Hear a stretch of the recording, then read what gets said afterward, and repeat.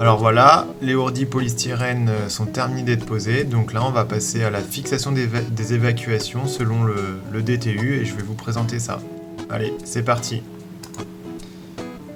Bon, rapidement, avant de coller tout, je parcours le DTU. Donc là, on voit pour le collage ce qu'il faut faire et comment passer le pinceau. Ici, comment enfoncer les tubes. Donc là, ce qui nous intéresse, c'est les mouvements de tubes. Parce que souvent, on voit dans les vides sanitaires fixer les tubes posés sur des parpaings ou des cailloux ou même à même le sol. Et le tout scellé sans joint de dilatation. Donc là, voilà, je vais vous mettre cette petite note que vous allez pouvoir mettre sur pause et lire pour bien comprendre qu'il faut mettre quand même pas mal de joints de dilatation quand on fait ces évacuations. On est en train de placer les évacuations sous les ourdis polystyrène. Donc l'idée, en fait, c'est de faire des attaches suspendues pour que les évacs soient désolidarisés du sol. Notre accès en passage secret sous la maison. On va voir si Yo-Yo il bosse bien là pendant que je vois pas ce qu'il fait.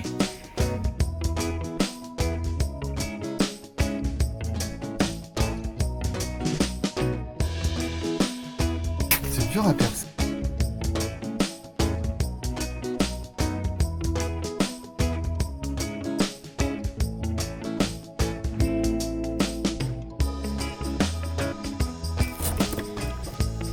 Voilà le petit système, une tige qu'on peut allonger ou pas avec des éléments successifs.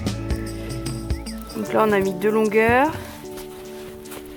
Et après il y a un espèce de truc comme ça là, qui s'emmanche là. Et pour le verrouiller, il n'y a qu'à le tourner.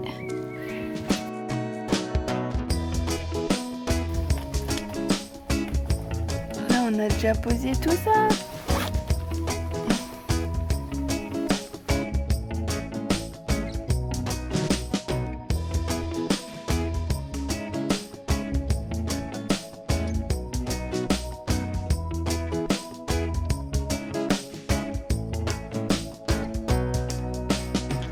Ça éblouit tellement, on se croirait à la montagne. Avec des belles couches de neige. Alors, on a tout fixé, on a fait les pentes par le dessus, on teste, on voit. Donc ici c'est notre niveau 0, on a mesuré la longueur de tige qui dépassait. Et puis après on a mesuré l'écart entre chaque tige et puis on a rajouté la tige qui dépasse quoi, pour faire la pente. Donc on va voir ce que ça donne en dessous, on va voir si on a respecté bien les pentes. Normalement ça doit fonctionner. Donc voilà, petite astuce, une cale de 1 cm d'épaisseur, un niveau de 1 cm. Donc là on a la pente et en fait pour vraiment voir que j'ai bien 1 cm par mètre, si je mets ma cale, je dois être de niveau. Voilà, et donc là je mets ma cale, je suis de niveau, donc j'ai bien mon 1 cm par mètre. Voilà, résultat final.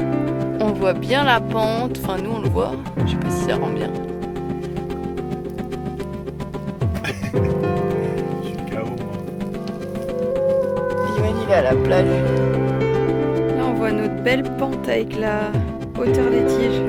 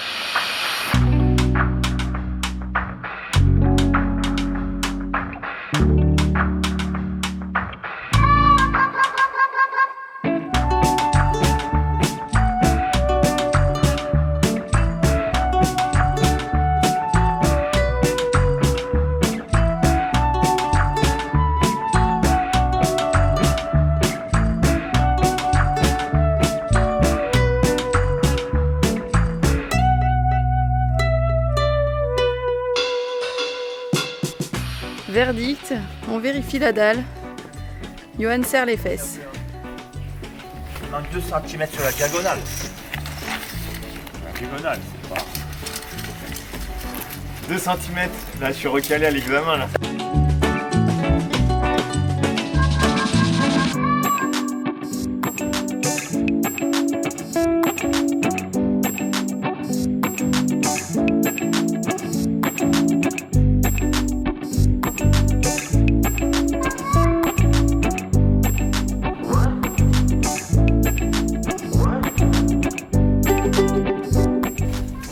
Chaque fois que je vois un laser, je me dis qu'est-ce que c'est trop bien les rotatifs. La vérification des niveaux.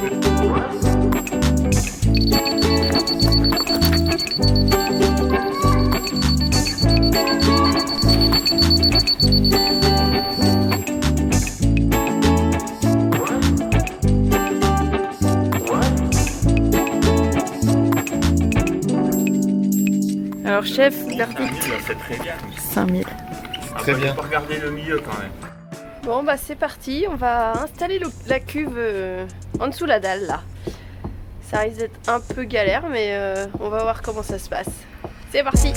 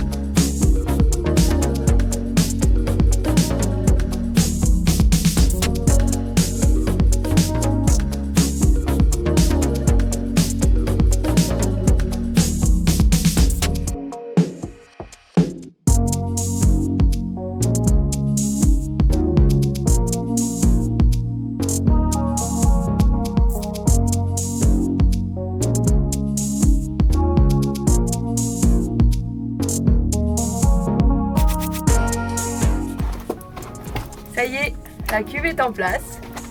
Je vais aller chercher les raccords. Zou, elle a la flemme de faire le tour. Regardez comment elle passe comme un petit rat. T'as les plus grosses fesses que ta tête. J'ai un caillou là. Tu vas te coincer. Attends. Les fesses. Oh, tu vas te griffer les fesses. Il y a ton pantalon qui s'en va. C'est moi, elles sont passées.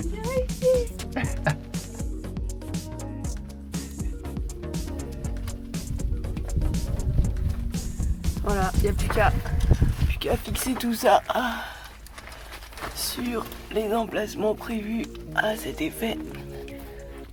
Pourquoi on met une cuve, Zouzou? Pourquoi on met une cuve? Parce qu'on n'a pas le droit de se raccorder aux évacs des eaux de pluie de la ville. Il faut qu'on épande nos eaux de pluie sur le terrain. Donc en fait là, nous on a décidé de mettre une cuve avec un trop-plein dirigé vers le puits qu'on a sur le terrain. Voilà. Et puis à terme, peut-être qu'on fera quelque chose de cette eau retenue dans cette cuve pour le jardin, mais peut-être pas que. Voilà, affaire à suivre.